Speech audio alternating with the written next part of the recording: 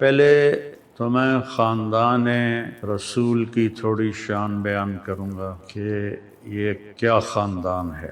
اللہ تعالیٰ کے نبی نے فرمایا کہ اللہ نے ساری انسانیت کو دیکھا، اس میں سے عربوں کو منتخب کیا، پھر سارے عرب کو دیکھا، ان میں سے مضر کو منتخب کیا، پھر سارے مضر کو دیکھا، مضر آپ کی نسل میں ایک شخص ہے تو قریش کو چنا، پھر قریش کو دیکھا تو اس میں سے ہاشم کو چنا، پھر ہاشم کی نسل کو دیکھا تو اس میں اللہ تعالیٰ نے میرا انتخاب کیا، انا خیرکم ابا و نفسا، مجھ سے عالی خاندان اور کوئی نہیں ہے، اور مجھ سے عالی آباء و اجداد اور کسی کے نہیں ہیں۔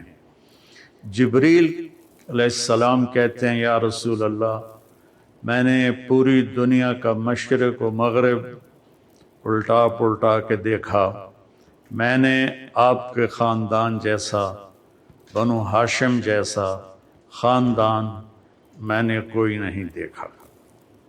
نکاح ہونے لگا سیدہ فاطمہ علیہ السلام اور مولا علی علیہ السلام کا، تو آپ نے خطبہ دیتے ہوئے فرمایا کہ ابھی جبریل میرے پاس اللہ کا پیغام لے کر آئے ہیں کہ میں فاطمہ کی شادی علی کے ساتھ کر دوں۔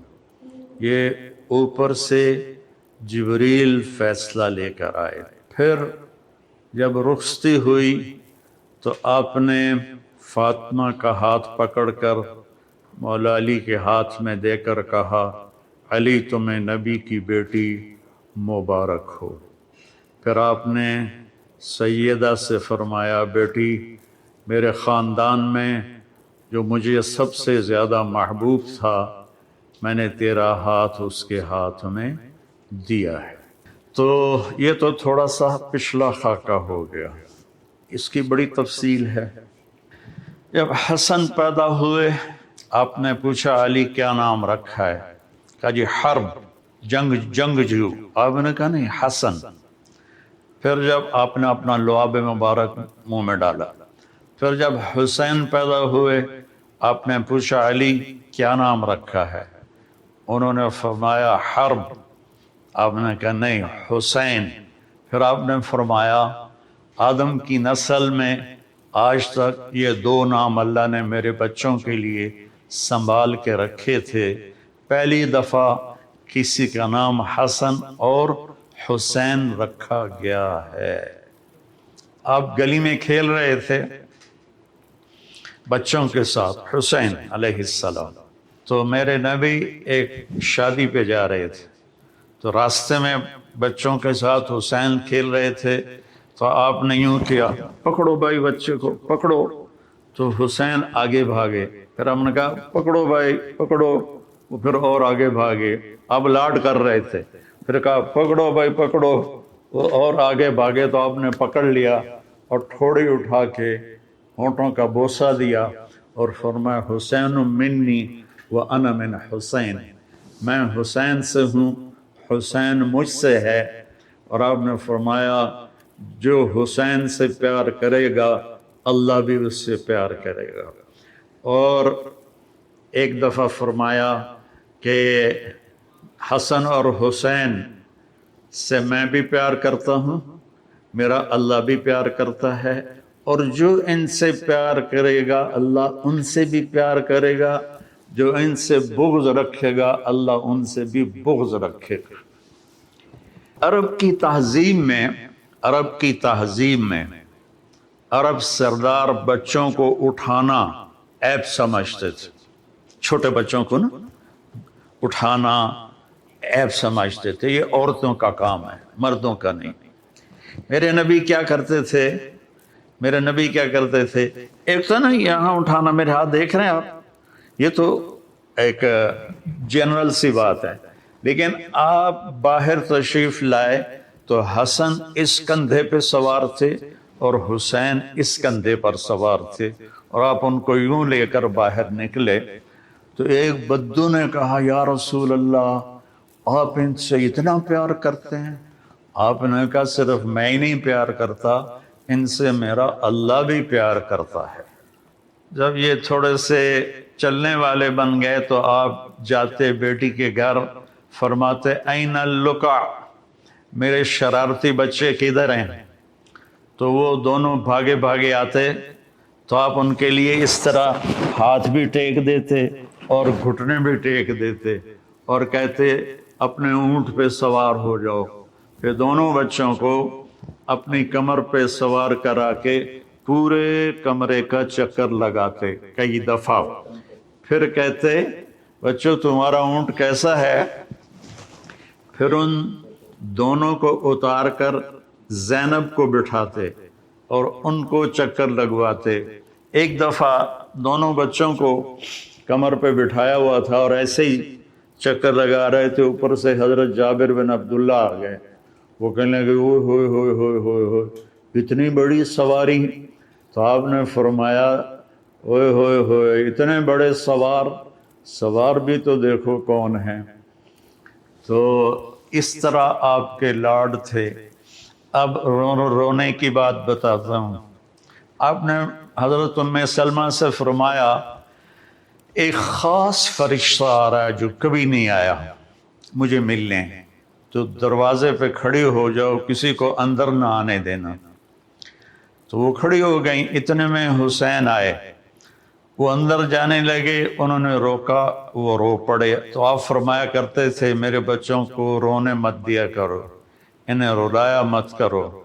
بلکہ ایک واقعہ اور یاد آ گیا، دونوں بچے دھوپ میں کھیل رہے تھے تو آپ اور مولا علی کا گزر ہوا، آپ کہا علی میرے بچے دھوپ میں کھیل رہے ہیں، جلدی سے ان کو گھر لے جاؤ، ان کو دھوپ لگ رہی ہے۔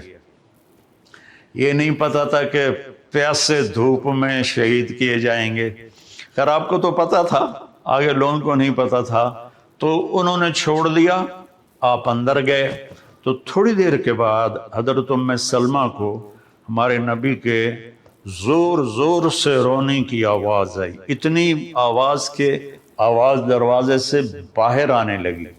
تو ام سلمہ گھبرا کے دوڑ کے اندر گئیں تو انہوں نے دیکھا آپ نے حسین کو یوں سینے سے چپکایا ہوا تھا اور ہچکیاں مار کے رو رہے تھے۔ تو ام سلمہ نے پوچھا ماں باپ میرے قربان یا رسول اللہ کیا ہوا؟ تو آپ نے فرمایا یہ فرشتہ جو میرے پاس آیا ہے، اور ایک روایت میں آتا ہے جبریل تھے اور ایک روایت میں آتا ہے ایک خاص فرشتہ ایک اور تھا، یہ مجھے بتا رہا ہے کہ میرے بچے کو میری امتی قتل کر دے گی اور یہ وہ مٹی ہے جس میں اسے قتل کیا جائے گا اور شہید کیا جائے گا۔ وہ کربلا کی مٹی اس نے آپ کو دکھائی کہ یہاں آپ کے بیٹے کا خون گرے گا۔ جب حضرت علی علیہ السلام تشریف لے جا رہے تھے کوفہ ہجرت کر کے اور کیپٹل وہاں بنا رہے تھے، جب دریائے فرات کے کنارے سے گزرے تو آپ نے کہا صبراً ابا عبداللہ، صبراً ابا عبداللہ، صبراً ابا عبداللہ۔ ابو عبداللہ آپ کی کنیت تھی تو حضرت حسین کی۔ تو لوگوں نے پوچھا امیر المومنین یہ کیا ہے؟ کہا میرے نبی نے خبر دی تھی کہ اس دریا کے کنارے اور اس مٹی میں میرا بچہ شہید کیا جائے گا، تو میں اس کو ابھی سے کہہ رہا ہوں کہ صبر کرنا ہے، صبر کرنا ہے، صبر کرنا ہے۔ جب آپ نماز پڑھاتے تھے تو وہ کندھوں پر چڑھنے والی روایت تو مشہور ہے، میں ایک اور روایت بتاتا ہوں۔ تو ایک بھائی ادھر بیٹھ جاتا آپ کے سامنے اور ایک آپ کے پیچھے بیٹھ جاتا، ٹھیک ہے، ایک آگے ایک پیچھے۔ تو اب وہ دونوں تبادلہ کرتے، حسن ادھر گھستے حسین ادھر گھستے، پھر حسین ادھر گھستے حسن ادھر گھستے، یہ کراسنگ دونوں بچوں کی پوری نماز میں چلتی رہتی تھی اور آپ سکون سے نماز پڑھاتے تھے۔ اور یہ واقعہ تو بہت دفعہ ہوا ہے کہ کبھی دونوں کٹھے اوپر بیٹھ جاتے کمر پر، کبھی ایک بیٹھتا تھا، کبھی حسن کبھی حسین۔ تو ایک دفعہ دونوں بھائی اوپر بیٹھ گئے تو وہ زیادہ دیر بیٹھے تو آپ نے سجدہ لمبا کر دیا. تو عبداللہ بن مسعود رضی اللہ عنہ فرماتے ہیں کہ ہم پریشان ہوئے کہ اللہ کے نبی کو کیا ہو گیا. تو تھوڑا سا سر اٹھا کے دیکھا تو دونوں بھائی اوپر کھیل رہے تھے، باتیں کر رہے تھے. تو ایک صحابی جو قریب تھے انہوں نے ایسے ہاتھ بڑھایا ان کو پکڑ کر نیچے اتارنے کے لیے. تو آپ نے یہاں سے دیکھا کہ کوئی ہاتھ ادھر آ رہا ہے تو آپ نے سجدے میں سے یوں کر کے اشارہ کیا کہ مت روکو. جب دونوں بچے اتر گئے پھر آپ نے سجدے سے سر اٹھایا، نماز پوری کر کے سلام پھیر کے دونوں بچوں کو گود میں لیا اور کہا بے ابی ہما و امی لا ترضوہما، میرے ماں باپ ان پر قربان، انہیں کبھی تکلیف نہ پہنچانا. کہ آپ دیکھ رہے تھے کیا ہونے والا ہے. ابو ہریرہ فرماتے ہیں کہ میں نے دیکھا ایک دفعہ دونوں بھائیوں کے ساتھ ایسا ہوتا تھا، لیکن فرماتے ہیں میں نے دیکھا کہ آپ نے حسین کو یہاں قدموں پہ کھڑا کیا ہوا ہے اور ان کے بازو پکڑے ہوئے ہیں اور ان کو ایسے ایسے جھولا جھلا رہے ہیں جیسے مائیں بچوں کو جھولا جھلاتی ہیں. اور پھر فرما رہے ہیں اسعد المرتقی، پہاڑی پہ چڑھ بیٹا، پہاڑی یعنی اوپر ٹانگوں پہ چڑھ. تو وہ آہستہ آہستہ آہستہ آہستہ اوپر آئے، یہاں تک آئے گھٹنوں تک. آپ نے کہا اور آگے آؤ، وہ اور آگے آئے، وہ اور آگے آئے، وہ یہاں آپ ایسے ہو گئے اور یہاں سینے تک ان کو چڑھایا اور ان کے بازو فکس کر کے ان کا بوسہ لیا اور کہا اے اللہ میں اس سے پیار کرتا ہوں، تو بھی اس سے پیار فرما. دنیا والوں سے نہ تو امید رکھو، نہ ہوگا، نہ پہلے کبھی ہو، نہ آئندہ ہوگا، نہ آج ہوگا. ہاں یہ نسبت ملی رہی اور اس پہ موت آ گئی، پھر اللہ قیمت لگائے گا، اللہ قیمت لگائے گا. ایک حدیث بھی یاد آ گیا، اذا مات العبد واللہ یعلم منہ شرا ویقول الناس فیہ خیرا فیقول اللہ تعالی قد قبلت شہادت عبادی لعبدی وعفوت عن علمی. ایک شخص مر جاتا ہے، آواز اٹھتی ہے، شیخ الحدیث صاحب کا انتقال ہو گیا، مفتی صاحب کا انتقال ہو گیا، امام مسجد صاحب کا انتقال ہو گیا، وہ فلاں تبلیغی بھائی کا انتقال، وہ حاجی صاحب کا انتقال ہو، وہ اس طرح خیر مؤذن صاحب کا انتقال ہو. ایک آواز اٹھتی ہے لوگوں میں اس کی اچھائی کی، مختلف نسبتوں سے یہ پیش ہوتا ہے اور ہے کام خراب. تو اللہ تعالیٰ اسے فرماتے ہیں مجھے تو پتہ ہے تو غلط آدمی، واللہ یعلم منہ شرا، مجھے پتہ ہے تو غلط آدمی، لیکن یہ میرے بندے کہہ رہے ہیں تو بڑا نیک آدمی، تو چل میں اپنے علم کو چھوڑتا ہوں، اپنے بندوں کے علم پہ فیصلہ کر کے تجھے معاف کرتا ہوں. جاؤ. یحییٰ بن اکثم کا انتقال ہوا تو وہ خواب میں کسی کو ملے، مامون دور کے بغداد کے مفتی اعظم. انہوں نے پوچھا کیا ہوا؟ کہ اللہ نے سامنے کھڑا کر کے فرمایا یا شیخ السوف فعلت کذا، یا شیخ السوف فعلت کذا. ارے نافرمان بوڑھے کیا کیا کر کے آئے ہو میرے پاس. علم کی کیا شان ہے، سبحان اللہ. وہ کہنے لگے میں نے آگے سے کہا کہ یا اللہ میں نے تیرے بارے میں یہ نہیں سنا جو تو مجھ سے کہہ رہا. تو کہنے لگے اللہ نے فرمایا تو نے کیا سنا ہے میرے بارے میں؟ کہا حدثنی عبد الرزاق عن معمر عن الزہری عن عروة بن الزبیر عن عائشة رضی اللہ عنہا عن رسول اللہ صلی اللہ علیہ وسلم عن جبریل قال قال اللہ تعالی انی استحی ان اعذب ذا شیبت فی الاسلام و انی شبت فی الاسلام. کہ یا اللہ مجھے عبد الرزاق نے بتایا، انہیں معمر نے بتایا، انہیں زہری نے بتایا، انہیں عروہ بن زبیر، انہیں حضرت اماں عائشہ رضی اللہ تعالیٰ عنہ، انہیں تیرے محبوب صلی اللہ علیہ وسلم نے، انہیں تیرے فرشتے جبریل نے، جبریل کو تو نے بتایا کہ تو یہ کہتا ہے کہ جب کوئی اسلام میں بوڑھا ہو کے مرتا ہے تو مجھے عذاب دیتے ہوئے شرم آتی، تو ویکھتا صحیح میں تو بڈھا آیا تیرے کو. تو کہنے لگے اللہ نے فرمایا صدق عبد الرزاق وصدق معمر وصدق زہری وصدق عروہ وصدق عائشہ وصدق حبیب وصدق جبریل وانا اصدق القائلین غفرت لک. کہا یحییٰ تو نے کمال کر دیا. عبد الرزاق نے بھی سچ کہا، معمر نے بھی سچ کہا، زہری نے بھی سچ کہا، عروہ نے بھی، عائشہ نے بھی، میرے محبوب نے بھی، جبریل نے بھی. میں سارے سچوں کا سچا، جا تجھے معاف کیا.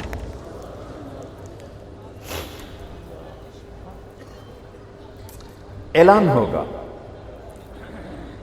این الفقہاء، قیامت کے دن اعلان ہوگا این الفقہاء. لوگوں سے امید نہ رکھو، اللہ پہ امید رکھو. اور میں کسی عقیدت کی وجہ سے نہیں، پوری دنیا پھر کے بتا رہا ہوں کہ قربانی کے لحاظ سے بر صغیر کے علماء کا ثانی کوئی نہیں. قربانی کے لحاظ سے علم کی کمی زیادتی کا تو خیر فوق کل ذی علم علیم ہے، لیکن جس طرح جس قربانی سے ہمارے مدرسے کا عالم پڑھاتا ہے اور قاری پڑھاتا ہے، اور جس تھوڑی تنخواہ میں وہ سسک سسک کے جیتا ہے، اس کی مثال پوری دنیا میں کوئی نہیں. پوری دنیا. مجھے فرزدق کا شعر یاد آیا، اولئک آبائی فجئنی بمثلہم اذا جمعتنا یا جریر المجامع. اور تھوڑے سے ترمیم کے ساتھ فرزدق کی روح سے معذرت کے ساتھ ان بچوں کو دیکھ کے میں شعر میں تبدیلی کر رہا ہوں. اولئک ابنائی فجئنی بمثلہم اذا جمعتنا یا جریر المجامع.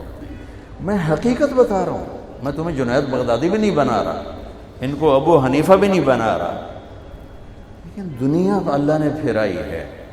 اور میں بصیرت کے ساتھ کہہ رہا ہوں کہ قربانی کی جو تاریخ بر صغیر کے، پورے بر صغیر میں ہندوستان، بنگلہ دیش، پاکستان، یہ جو تاریخ لکھ کے جا رہے ہیں، وہ تو مورخ قلم اٹھائے گا تو آنے والی نسلیں پڑھیں. اس کا ثانی کوئی. اتنی تھوڑی تنخواہ کہ نزلہ ہو جائے نا، صرف نزلہ، تو اپنی تنخواہ سے دوا نہیں خرید سکتا. بچے کی شادی، بچی کی شادی تو بہت دور کی بات ہے، گھر بنانا تو بہت دور کی بات ہے. روزانہ چولہا جلانا بھی مشکل ہوتا ہے ایک عالم دین کے لیے، ایک امام مسجد کے لیے، ایک مؤذن کے لیے. اوپر سے لوگوں کی بکواسات وہ الگ سنتا ہے، گالیاں الگ سنتا ہے، اور ڈراوے دھمکاوے الگ سنتا ہے، وہ ذلتیں الگ برداشت کرتا ہے. لیکن اگر اس نسبت پہ چلا گیا نا، اب قدردان تو اب آیا ہے، آواز آئے گی این الفقہاء، کدھر ہیں علماء؟ اس میں تو ساری امتوں کے علماء کھڑے ہوں گے، پیچھے سے لے کر اس امت سب کھڑے ہوں گے. دو اعلان اور ہوں گے جو صرف اسی امت کے لیے ہیں. این الائمہ، مساجد کے امام کہاں ہیں؟ امام کسی امت کے پاس نہیں تھے نماز کے، چونکہ ان کی نماز باجماعت نہیں تھی، فرادہ، تلاوت نہیں. یہاں تلاوت ہے، مسجد ہے، نماز باجماعت ہے. تو این الائمہ، امام مسجد کہاں ہے؟ تیسرا اعلان ہوگا این المؤذنون، اذان دینے والے کہاں ہیں؟ ایک اور حدیث سنو، ان المؤذن لا يدود فی قبرہ، مؤذن کو قبر کا کیڑا ہاتھ نہیں لگاتا، مؤذن کو قبر کا کیڑا ہاتھ نہیں لگاتا. اطول اعناقا، قیامت کے دن سب سے اونچے مقام پر سب سے پہلے ابراہیم علیہ السلام کو کپڑے پہنائے جائیں، پھر ہمارے نبی کو، پھر انبیاء کو، اور چوتھے نمبر پر اذان دینے والوں. اللہ تعالیٰ نے اس امت پر یہ احسان اور فضل فرمایا کہ کہ انہیں آخری نبی کا امتی بنایا اور ان کی کتاب کو ذمہ لیا کہ میں اس کی حفاظت کروں گا۔ انا نحن نزلنا الذکر و انا لہ لحافظون۔ جیسے میرے نبی پر اترا تھا یہ ویسے ہی میرے سامنے پڑا ہوا ہے۔ 1935 میں جرمنی بہت طاقتور ہو گیا تھا۔ وہاں کے پادریوں نے 70 بائبل کے نسخے اکٹھے کیے، 70۔ ان کو جب آپس میں ملایا تو کوئی ایک نسخہ دوسرے سے نہیں ملتا تھا۔ اس میں کچھ اور لکھا ہوا ہے، اس میں کچھ اور لکھا ہوا ہے، اگلے میں کچھ اور لکھا ہوا ہے، اگلے میں کچھ اور لکھا ہوا ہے۔ تو انہوں نے اس پر قیاس کرتے ہوئے قرآن کا اکٹھا کیا۔ 1935 میں ابھی پریس اتنا عام نہیں تھا تو ہاتھ کے لکھے ہوئے نسخے زیادہ تھے، تو 40,000 قرآن کے نسخے اکٹھے کیے۔ اپنے تو 70 اکٹھے کیے، ہمارے 40,000 اکٹھے کیے، اور سارے کے سارے نسخوں کو انہوں نے کئی سال کی محنت کے بعد جوڑ کے دیکھا، 40,000 نسخوں میں کوئی فرق نہیں تھا۔ اللہ نے اس کی حفاظت کا ذمہ لیا۔ تورات، زبور، انجیل کسی کو یاد نہیں ہوتی تھی، کوئی اس کا حافظ نہیں ہوتا تھا، اس لیے ان کی نماز میں تلاوت نہیں تھی، تسبیح تھی جتنی کوئی پڑھ سکے۔ لیکن ہمیں اللہ نے ایسی نعمت عطا فرمائی کہ بوڑھا بھی یاد کر لیتا ہے، جوان بھی یاد کر لیتا ہے، بچہ بھی یاد کر لیتا ہے، اور اگر وہ اس کا مطلب جانتا ہو اور نماز میں وہ قرآن پڑھ رہا ہو تو وہ ایک نئی دنیا میں ہوتا ہے، ایک نئے جہان میں ہوتا ہے جس میں گم ہو جانا۔ حضرت علی رضی اللہ تعالیٰ عنہ علیہ السلام کو تیر لگا تو انہوں نے نکالا تو نکلا نہیں، تو انہوں نے چھوڑ دیا کیونکہ تکلیف بہت ہو رہی تھی۔ تو وہ نماز کے لیے کھڑے ہوئے تو انہوں نے تیر آرام سے نکال لیا۔ تو نماز کے بعد فرمایا تیر نکال لیا؟ کہاں؟ کہا مجھے خبر بھی نہیں ہے، مجھے پتہ بھی نہیں چلا۔ تو نماز ایک میں جب قرآن آتا ہے تو ایک الگ جہان قائم ہو جاتا ہے۔ تو اللہ تعالیٰ نے اس کی حفاظت کا انتظام کیا، اس کے حفاظ بنائے۔ ہمارے جو اجمی بچے ہیں وہ عربوں سے پہلے یاد کر لیتے ہیں، کیونکہ عرب بچوں کو عربی آتی ہے نا، تو وہ ہم مانا لفظ جب بھول جاتے ہیں تو ساتھ دوسرا کوئی لگا دیتے ہیں۔ ہمارے بچوں نے تو رٹا لگانا ہوتا ہے، تو انہوں نے وہی کہنا ہوتا ہے جو یادداشت میں ہوتا ہے۔ تو اللہ نے اس کی حفاظت کا اس طرح انتظام فرمایا۔ اور پھر پہلے تورات، زبور، انجیل کے اترنے پر آسمان کے دروازے بند نہیں ہوتے تھے، لیکن جب قرآن اترنے کا وقت آیا تو اللہ نے سارے آسمان کے دروازوں پہ پہرے لگا دیے۔ تو اس وقت شیطان اوپر جاتے تھے اور وہاں سے فرشتوں کی باتیں سن کر نیچے آ کے جادوگروں کو بتاتے تھے۔ جب اللہ نے قرآن اتارنے کا نظام چلایا تو آسمان کے دروازے بند اور ان پر پہرے لگا دیے۔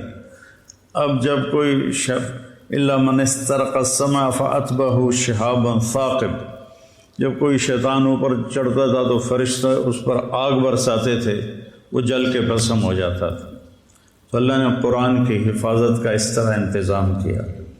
اور پھر میرے نبی نے فرمایا وَإِذَا الْتَبَسَتْ عَلَيْكُمُ الْأُمُورُ كَقِطْعِ اللَّيْلِ الْمُظْلِمِ فَعَلَيْكُمْ بِالْقُرْآنِ، جب رات اندھیری کی طرح فتنے چھا جائیں اور ہاتھ کو ہاتھ سجھائی نہ دے تو تم قرآن کو مضبوطی سے پکڑ لیں کہ اس میں کوئی چیز داخل نہیں کر سکتا، نہ نکال سکتا ہے نہ داخل کر سکتا ہے۔ یہ اللہ کا ایسا خوبصورت نظام ہے اس میں۔ فإنه ماحل مصدق وشافع مشفع، اس کا جھگڑا بھی اللہ قبول کرے گا، اس کی شفاعت بھی اللہ قبول کرے گا۔ من جعلہ امامہ قادہ الی الجنہ، جو قرآن کو آگے رکھے گا۔ آگے رکھنے کا مطلب ہے کہ اپنے آپ کو قرآن کی زندگی کے تابع کر دے گا۔ قرآن جس زندگی کو بتاتا ہے یہ اس کے تابع ہو جائے گا اور اپنی ساری خواہشات کو اس پہ قربان کر دے گا۔ تو ساقہ الی الجنہ، قرآن اس کا ہاتھ پکڑ کے اس کو جنت میں پہنچا دے۔ من جعلہ خلف ظہرہ، جو اسے پیٹھ کے پیچھے پھیر کر دے گا۔ کیا مطلب کہ قرآن کی زندگی کا پابند نہیں رہے گا اور اپنے نفس کا غلام بن جائے گا۔ بیس عبد الدرہم، بیس عبد الدینار و عبد الدرہم و عبد القطیفہ، جو پیسے کے غلام بن جائیں گے، جو زیب و زینت کے غلام بن جائیں گے، قرآن کو پیچھے پھینک دیں گے، اس کے مطابق عمل نہیں کریں گے، تو ساقہ الی النار، تو اس کو دھکا دے کے جہنم میں گرا دے گا۔ تو بھائیو، یہ بہت بڑی نعمت ہے، اس کی تلاوت بھی کیا کرو، اور اب اتنے ترجمے ہو چکے ہیں قرآن کے، کچھ وقت نکال کر اس کا ترجمہ بھی پڑھا کرو کہ اللہ کیا کہتا ہے۔ آپ کی آسانی کے لیے کہتا ہوں، قرآن میں 99 دفعہ 89 یا ایھا الذین آمنوا آیا ہے۔ یہ صرف اللہ نے ہم سے بات کی ہے۔ یا ایھا الناس سب سے بات کر رہا ہے۔ یا ایھا الذین کفروا کافروں سے بات کر رہا ہے۔ یا اہل الکتاب یہود و نصارہ سے بات کر رہا ہے۔ یا ایھا الذین ہادوا صرف یہودیوں سے بات کر رہا ہے۔ قل یا ایھا الکافرون صرف کافروں سے بات کر رہا ہے۔ پھر کہتا ہے یا ایھا الذین آمنوا۔ یہ اللہ نے اپنے ہمارے نبی کی طفیل ہمیں کتنی بڑی شہادت ملی ہے کہ اللہ کہہ رہا ہے یا ایھا الذین آمنوا، اے میرے وہ بندو جو ایمان لائے، یعنی اللہ ہمارے ایمان کی گواہی دے رہا ہے، اے ایمان والو۔ یہ خطاب کسی کو نہیں دیا، یا اہل الکتاب یا ایھا الذین ہادوا، یہ صرف اس امت کو خطاب ملا ہے، اے ایمان والو۔ تو جب اللہ کہتا ہے اے ایمان والو، تو اس کا مطلب ہے کہ صرف آپ سے بات کر رہا ہے، اور اب کسی سے بات نہیں ہو رہی۔ جیسے آپ سارے لوگ بیٹھے ہوئے ہیں، میں کہوں مولی نعمان ذرا میری بات سننا، تو اس کو میں قریب کر کے اس سے بات کرتا ہوں، تو آپ سمجھیں گے کہ اسی سے کوئی بات ہو رہی ہے، ہم سے نہیں ہو رہی۔ تو جب اللہ کہتا ہے یا ایھا الذین آمنوا، تو وہ یوں کہہ رہا ہے کہ اے ایمان والو، جو تم 1.5 ارب ہو، تم ذرا الگ ہو کے میری بات سن لو، ذرا وکھرے ہو کے میری گل سن لو۔ اور کل 90 دفعہ اللہ نے کہا ہے یا ایھا الذین آمنوا، اس کے بعد کچھ طلب کیا ہے کہ یہ کرو، کچھ چھوڑنے کو کہا ہے کہ یہ چھوڑ دو، اور اس میں بھی تکرار ہے، کوئی 90 احکام نہیں ہیں، 99 ایک کم 90۔ اور یا ایھا النبی اذا طلقتم النساء، اس کو بھی قائم مقام یا ایھا الذین آمنوا کے مفسرین نے دیا ہے۔ تو صرف وہ پڑھ لو، یا ایھا الذین آمنوا، اے ایمان والو، اے میری گل سن لو، وہ چن لو۔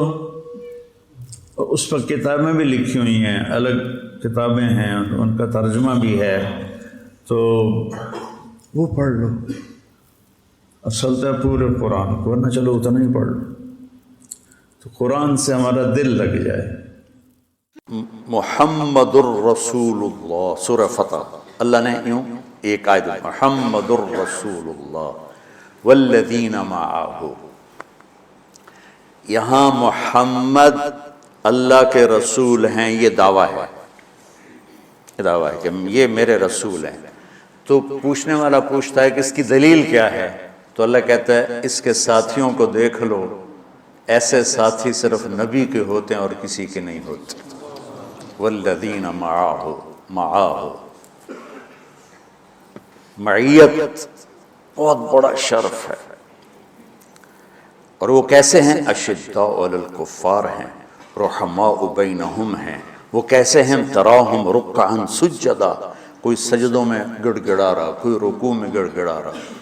اور اخلاص ایک باریک چیز ہے جس کو موت سے پہلے ہم دعویٰ نہیں کر سکتے کہ میں جو کچھ کر رہا ہوں اخلاص سے کر رہا ہوں، لیکن وہ اتنے اللہ کے قریب ہوئے کہ اللہ نے ان کے اخلاص کی خود گواہی دی. یبتغون فضلا من اللہ ورضوانا. میں صرف قرآن سے صحابہ کو بتا رہا ہوں. تتجافى جنوبهم عن المضاجع يدعون ربهم خوفا وطمعا. میرے نبی کے ساتھ چلنے والے صحابہ کیسے ہیں؟ راتوں کو اٹھ اٹھ کے روتے ہیں، بستروں سے جدا رہتے ہیں. کیسے ہیں؟ كانوا قليلا من الليل ما يهجعون. رات کو بہت تھوڑا سوتے ہیں. وبالاسحار هم يستغفرون. اور پھر سحری کے وقت توبہ استغفار کرتے ہیں. یہ کیسے ہیں؟ یؤثرون علی انفسہم ولو کان بہم خصاصہ. خود بھوکے رہ کر یہ اوروں کو کھانا کھلاتے ہیں. یہ کیسے ہیں؟ لقد رضی اللہ عن المؤمنین اذ یبایعونک تحت الشجرہ فعلم ما فی قلوبہم. یہ کیسے ہیں؟ یہ قرآن صرف بتا رہا ہے کہ صحابہ. آخری بات درجہ بندی کی. لا یستوی منکم من انفق من قبل الفتح وقاتل. میرے محبوب آپ کے صحابہ کے دو ہیں جماعتیں. ایک وہ ہیں جو فتح مکہ سے پہلے ایمان لائے، اور ایک وہ ہیں جو فتح مکہ اور اس سے آخر تک ایمان لائے. یہ جو بعد والے ہیں نا، یہ پہلے والوں کے برابر نہیں ہو سکتے. اللہ نے فرق مراتب رکھا ہے. لیکن ایک وعدہ میرا آپ کے ساتھ ہے. کیا وہ کیا ہے؟ کلن وعد اللہ الحسنى. میرا وعدہ ہے آپ کے ہر صحابی کو جنت دوں گا، ہر صحابی کو جنت دوں گا. اور یہ پہلی جماعت ہے جن کی حمایت میں قرآن اترتا تھا. اور ایک عجیب ہے کہ ایک لفظ قرآن کا، ایک لفظ، ایک آیت اتری. لا يستوي القاعدون من المؤمنین والمجاہدون فی سبیل اللہ. یہ آیت ایسے اتری جیسے میں نے پڑھا ہے کہ اللہ کے راستے میں جہاد کرنے والے اور گھر بیٹھنے والے برابر نہیں ہو سکتے. ٹھیک. عبداللہ بن ام مکتوم نابینا صحابی ہیں. انہوں نے جب آیت سنی کہا یا اللہ یہ کیا کیا؟ وہ میں انا محتاج، میں کتوں جا کے جہاد کرنا ہے، میرے لیے تو گنجائش دے. سبحان اللہ. یہ کیسے لوگ تھے؟ جبریل دوڑے آئے اور وہی کیا لائے؟ ایک لفظ، صرف ایک لفظ کہ یا رسول اللہ. اللہ فرما رہے ہیں کہ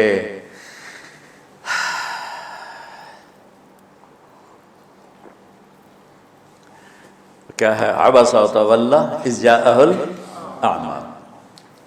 کہا میرے بندے کی فریاد میرے پاس پہنچ چکی ہے، لہٰذا اب اس آیت کو یوں پڑھا جائے لا یستوی القاعدون من المؤمنین غیر اولی الضرر والمجاہدون فی سبیل اللہ. کہ جو معذور ہیں ان کے علاوہ جو صحت مند ٹھیک ٹھاک ہیں وہ اور جو میرے راہ میں ہیں برابر نہیں ہو سکتے. تو عبداللہ بن ام مکتوم کی فریاد پر قرآن کا ایک لفظ ہے، اور خولہ کی فریاد پر آیات بارش کے قطروں کی طرح. قد سمع اللہ قول التي تجادلك في زوجها وتشتكي الى الله والله يسمع تحاوركما ان الله سميع بصير. الذين يظاهرون منكم من نسائهم ما هن امهاتهم ان امهاتهم الا اللائي ولدنهم وانهم ليقولون منكرا من القول وزورا. یہ پھر آگے بھی چلتی ہیں. ایک دیہاتی عورت کی فریاد نے عرش ہلا دیا اور قرآن اترا. یہ لوگ تھوڑا اور سنا دو تاکہ آپ کو خولہ کا پتہ چلے. خولہ کیا چیز ہے؟ انصاری عورت ہے، ہاں محلے کی ایک عورت ہے. خامن نے غصے میں طلاق دے دی. طلاق تھی زہار، تو میرے لیے میری ماں کی طرح ہے. اس طلاق کے بعد رجوع ہو ہی نہیں سکتا تھا. 3 طلاق میں تو رجوع ہو جاتا نا کہ کسی اور جگہ شادی ہو جائے، وہاں سے طلاق ہو جائے، واپسی ہو جائے. لیکن اس میں رجوع ایسا ہی ہے شیخ، ایسا ہی ہے. اس میں دوبارہ اگر اس کی شادی ہو جائے اور پھر وہاں سے وہ فارغ ہو کر اس سے شادی نہیں ہو سکتی. یہ اس زمانے کا رواج تھا. اب یہ ان کی عمر گزر گئی تھی، جو بھاگی بھاگی اللہ کے نبی کے پاس ہے. یا رسول اللہ میرے خامن اوس بن مالک نے زہار کر دیا. اوس بن صامت نے مجھ سے زہر کر دیا، تو کیا فتویٰ ہے؟ آپ نے کہا حرمتی علیہ ہے، بیٹی تو حرام ہو گئی۔ بولیں گے یا رسول اللہ اکل مالی وافنا شبابی، جوانی میری ڈھل گئی، مال میرا کھا گیا وہ، تو میں کہاں جا کے بیٹھوں، ماں باپ میرے نہیں ہیں۔ آپ نے کہا حرمتی علیہ ہے، تو اس پہ حرام ہو گیا۔ پھر اس نے کہا یا رسول اللہ میرا کیا بنے گا؟ تو آپ چپ ہو گئے؟ جب وہ مانتی نہیں تو کیا کرو، آپ چپ ہو گئے۔ حضرت عائشہ رضی اللہ عنہ آپ کو کنگھی کر رہی تھی۔ جب اس نے دیکھا اللہ کے نبی نے جواب دینا چھوڑ دیا ہے، کہا چلے ٹھیک ہے میں اپنے رب سے بات کرتی ہوں۔ اس نے وہیں بیٹھے بیٹھے ہاتھ اٹھایا، اے اللہ ان لی من حسبیۃ صغار، اے میرے رب میرے چھوٹے چھوٹے بچے، ان ضممتہم الی فجعوا وان ضممتم الیہ فضاعوا، میرے رب میرے چھوٹے چھوٹے بچے، عمر میری ڈھل گئی، میری دوسری شادی نہیں ہو سکتی، ان بچوں کو میں اپنے پاس رکھوں تو ان کو روٹی کہاں سے کھلاؤں، یہ بھوکے مریں گے۔ خامند کے پاس چھوڑ کے چلے جاؤں تو وہ بھی کمزور ہو چکا ہے، یہ ان کی تربیت کون کرے گا، یہ تو برباد ہو جائیں گے۔ اب اس کی دعا سنو، یا اللہ اپنے نبی کی زبان پر میرے حق میں فیصلہ دے۔ یہ نہیں کہا کہ تو اپنی شریعت کا فیصلہ سنا، کہ اللہ میرے حق میں دینا فیصلہ۔ اور اللہ تعالیٰ کا قرآن آ گیا، ہاں خولا ہم نے اپنے رحمت کے طفیل تیرے حق میں فیصلہ دے دیا۔ دھرتی نے کسی نبی کے ایسے ساتھی نہ دیکھے نہ دیکھے گی، اور ایسے عظیم انسان دنیا میں نہ آئے نہ آئیں گے۔ انبیاء کے بعد عظیم ترین انسانوں کا ٹولہ، لیکن وہ بشر تھے، ان سے خطائیں ہوئیں، ان سے گناہ ہوئے، پر اللہ نے کہا جاؤ ہم نے معاف کر دیا، کُلًا وعد اللہ الحسنى، جاؤ سب کے لیے جنت ہے۔ تو میرا اللہ کہہ رہا ہے میرے محبوب، اور اب تھوڑے سے احادیث سے سن لو۔ آپ نے کہا ابو بکر جنتی، عمر جنتی، عثمان جنتی، علی جنتی، طلحہ جنتی، زبیر جنتی، سعد بن ابی وقاص جنتی، عبد الرحمن بن عوف جنتی، ابو عبیدہ بن جراح جنتی، سعید بن زید جنتی، بلال جب جنت میں جاتا ہوں تیرے پاؤں کی آہٹ اپنے آگے آگے سنتا ہوں۔ جس نے جنتی عورت کو دیکھنا ہو ام رومان کو دیکھ لے، بڑے بڑا مناقب صحابہ اٹھا کے دیکھو۔ میرا ایک امتی آئے گا جنت کے دروازوں پر تو 8 دروازے کھل کے کہیں گے مرحبا ادھر آ جائیں، ادھر ادھر۔ سلمان فارسی ایسے ہوئے، یا رسول اللہ کون ہے یہ؟ تو آپ نے کہا یہ بیٹھا ہے ابو بکر، اس کو جنت کے 8 دروازے پکاریں گے۔ عمر ایک محل دیکھا بہت عالیشان، میں سمجھا میرا ہے۔ جب جانے لگا تو فرشتے نے کہا آپ کے غلام عمر بن خطاب کا ہے۔ عثمان جنت میں ہر نبی کا رفیق ہے، میرا رفیق تو ہے۔ پھر حضرت علی کا ہاتھ پکڑ کے کرتے کرتے کرتے یہاں لگا لیا، علی تو بھی خوش ہو جا، جنت میں تیرا گھر میرے گھر کے سامنے ہے۔ طلحہ زبیر، ہر جنتی کا ایک خادم، میرے 2 خادم طلحہ اور زبیر۔